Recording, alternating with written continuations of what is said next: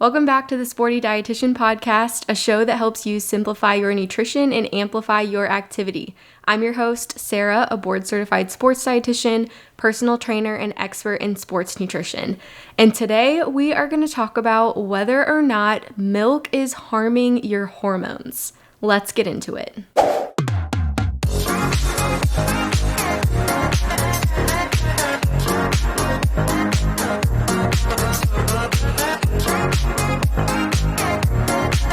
So let's first talk about how I came up with this topic and wanted to discuss it, because theoretically you could be like, Sarah, this isn't really related to sports nutrition. Talk to me about why you wanted to bring this up. And the reason for that is because one of my most coolest friends, Britt, brought this to my attention. You know, I've heard it before, but Britt is someone who is an athlete, is training for things, and she loves chocolate milk after her workouts. And one of her friends was talking to her, who is also an athlete, about her love for whole milk. And she had heard people telling her that she shouldn't be drinking milk because it messes with your hormones. So, because I am a big proponent of milk being a great whole food, carbohydrate, electrolyte, and protein option post-workout and just throughout the day, if you enjoy milk, then I wanted to talk about this, because you should not be deterred from something that you love, that is, great to fit in after a workout or after activity, if you don't have to. You guys know this from my previous podcast, but I hate restriction. I hate people encouraging restriction. And dairy is one of those things, especially milk, that just gets hammered so hard in the media. And a lot of people choose to avoid it because they've heard horrible things about it. And so let's kind of talk about that and break down where this statement comes from, what the research is saying, and then I'll let you know kind of where my opinion stands on if you should be drinking milk due to its potential effect on hormones. So I'm first going to start out with saying that if you do a simple Google search on the internet, you will find that anything is bad for you. And this includes dairy products. I'm going to just share a couple things that I saw on the internet when I Googled, is dairy bad for your hormones? So the first one is dairy products, especially those with a full fat content, contain high levels of estrogens that can interfere with your own levels and promote endometriosis, as well as hormone-related cancers like breast, womb, or ovary. That's terrifying. If I read that and I wasn't educated, I would be terrified and I would probably want to stop drinking milk. The second one that I found is the hormones administered to animals are not only consumed when we eat them, but are also excreted in high levels in their waste, which we can also digest in our water. Growth hormone is responsible for the increase in insulin-like growth factor, which has been directly correlated to prostate, colon, and breast cancers. The people who are demonizing milk and dairy in general are people that are following a restrictive lifestyle. So we see it in people who are vegan and people who are paleo. Those types of populations are very anti-dairy. I only eat clean, so I don't eat dairy. Don't even get me started on the I only eat clean statement. Oh, that bugs me so bad. And so, there is research out there that talks about milk's effect on hormones. If you take it at face value, some of those research articles are scary, but a lot of them have flaws in their study designs. They're funded by, vegan-based funders or whatever. And it's not interpreted or expressed correctly, or the layman isn't able to interpret it correctly. And when we break down this statement of milk or dairy is bad for your hormones, there's a lot of different ways that we can go with interpretation of that. And one of them is just your hormone levels in general. So I'm thinking that women would probably be more concerned with this more than men. That's just what I'm assuming. I may be wrong, but you heard one of the quotes that I said in that quote that I read at the beginning of this podcast, and that was that milk contains high levels of things that can affect females' estrogen levels. And there's high level of estrogens in cow's milk. And really what we know from research is there are many, many, many conflicting outcomes in terms of determining an overall consensus. We see that here, we don't see it here. It was not affected in mice, it was not affected in humans in this study, but in this study we may have seen, an effect in adolescents or whatever it is. So like I said, you will find the research out there, but there are just so many conflicting outcomes. And really what we've seen is that there's stronger evidence that suggests the estrogens in cow's milk are just too low to cause any health effects in humans. That's kind of where we stand right now. May that change in the future? Potentially. But we can't just do research and tell people to do something that we're investigating if that causes cancer. That's very unethical to induce cancer in someone, right? Or induce, irreversible hormone changes in someone. And so we're taking a lot of these observational studies, by asking people if they drink milk, how frequently they drink milk, and then seeing if they get cancer ever in the future. Or if they've ever had cancer. And so that's pretty much what we're going off of now. So even those could be flawed because it's not the gold standard. It's not a randomized controlled trial, but we're not going to do a randomized controlled trial to investigate if one act or one action or part of your lifestyle is going to induce cancer, because that is absolutely unethical to do in research. The other thing that is of topic when it comes to milk and its effect on hormones, which I mentioned it in the second quote, is cows being treated with growth hormone, bovine growth hormone. And what this is used to do, as we have seen in the food industry, is to basically increase production of something from an animal. So that would be injecting this bovine growth hormone into cows to increase their milk production, to increase turnover, to have more product, and to make more money. And really what we're seeing now is less companies, less farms that are raising cattle are actually administering bovine growth hormone to cows. The latest statistic that I could find is in 2007, only 17% of cows producing milk were actually being treated with bovine growth hormone. So really, if we extrapolate that and determine significance, that's really not an overwhelming majority of cows being treated with bovine growth hormone. So this may not even be something that, we really need to worry about. And in my opinion, it was more common whenever we lived in a less health conscious society. But I think that a lot of companies and manufacturers are growing towards health conscious consumers and thinking about, antibiotics that they're putting in and quality of ingredients and genetically modified organisms and things like that.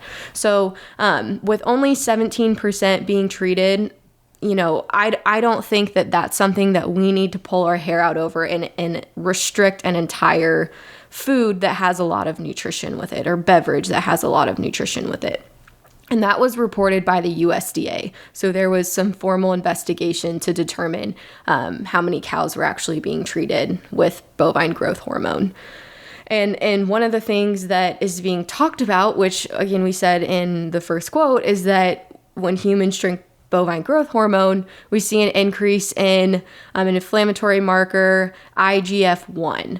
And what we do know is that in people who have cancer or who are at risk for cancer can have higher levels of IGF-1 or higher ratios of IGF-1 to other inflammatory markers. And so from that, society is determining that because that happens, you are going to get cancer or your risk for cancer is higher.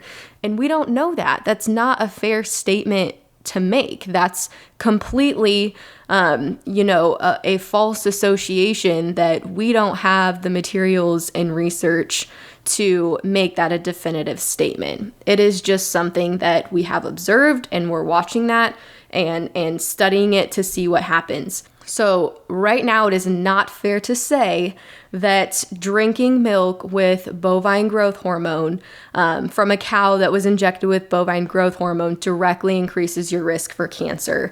It's just not fair to make that statement.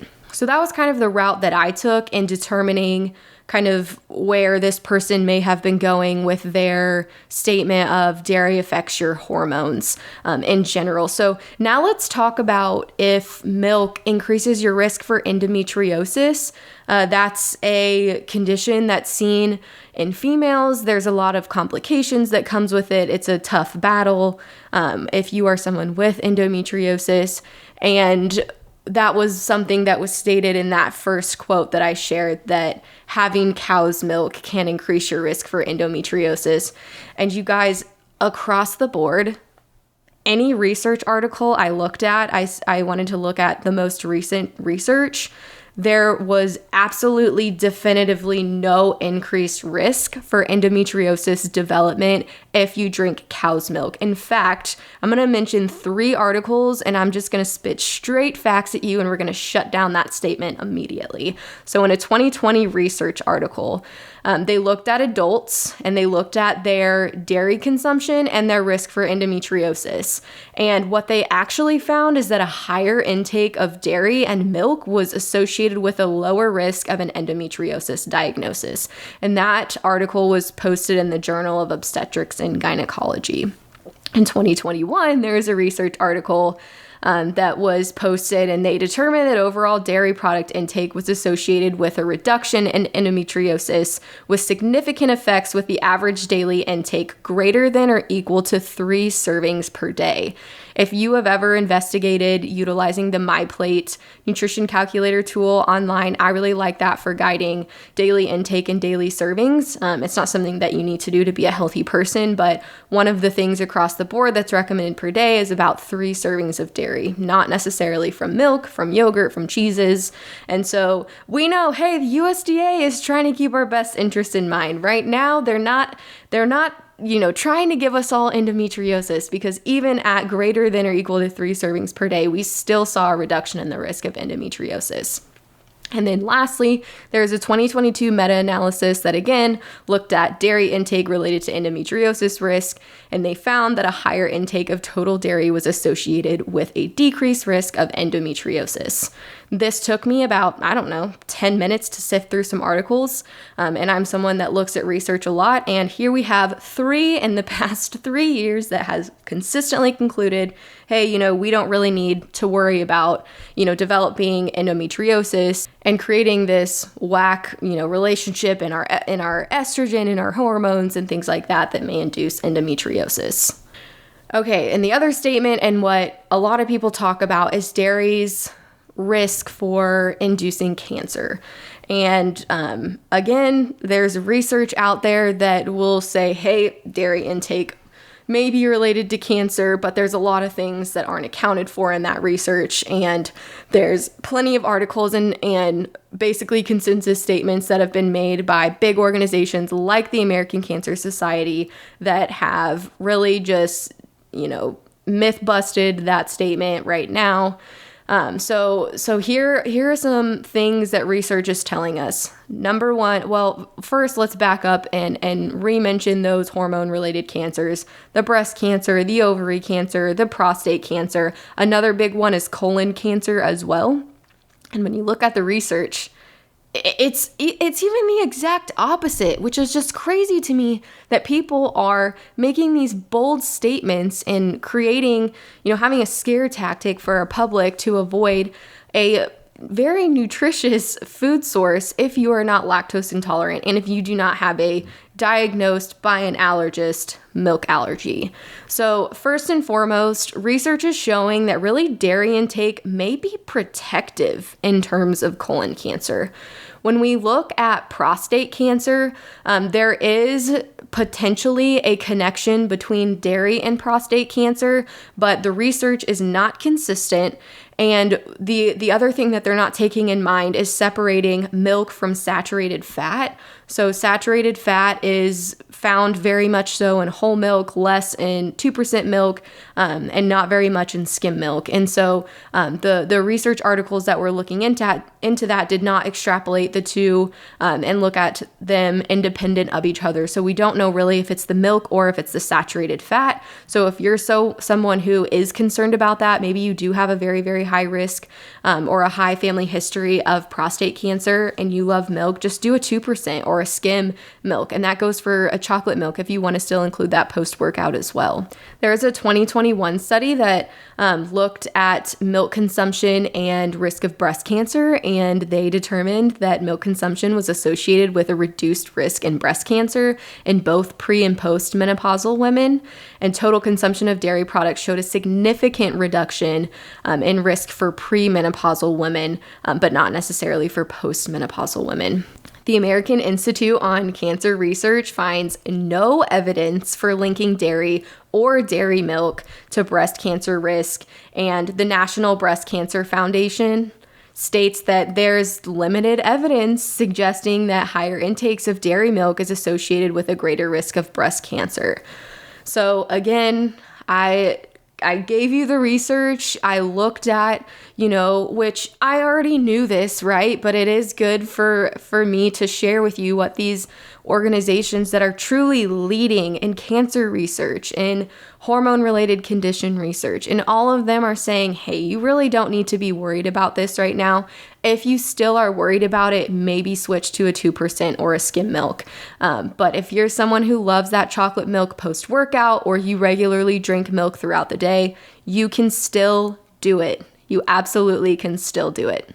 So overall, milk and dairy products, they do contain some hormones, but what we know is the amount is very small compared to what the body makes naturally. There's just no strong evidence to show that hormones in milk could go on to cause cancer.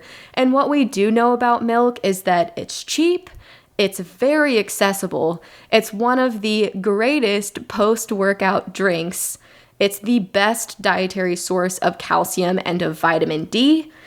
Because of that, it can directly improve or maintain bone health in athletes, and that's something that is of concern when we look at people who are underfueling or who avoid certain food groups. We want to make sure that we add that back in or create an alternative source to make sure that we have healthy bones to avoid stress fractures or other bone injuries. And smoking, being sedentary, your genetic predisposition, having chronic diseases, all of those increase your risk for cancer more so than drinking a glass of milk per day, or even 3 per day, as was reflected in one of the research articles that I mentioned. Thank you for tuning in to another episode of the Sporty Dietitian podcast. Continue to drink your milk. Keep your bones healthy and strong, and don't worry about milk's effect on your hormones just yet.